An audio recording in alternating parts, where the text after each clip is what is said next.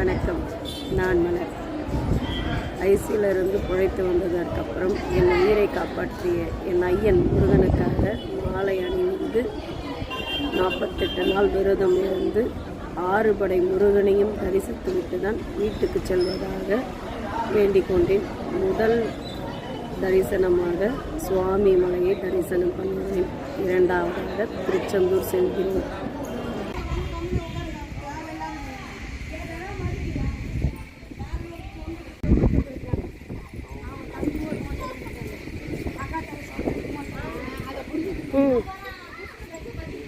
குடு மேலே எங்கேருந்தா மேலே அப்படி ஏறி போய் அங்கே இருக்குமா? அதெல்லாம் ஃபோன் விட மாட்டானுங்க. மேலே இங்கேம்மா நீ போய் எடுத்துகிட்டு வா. நீனா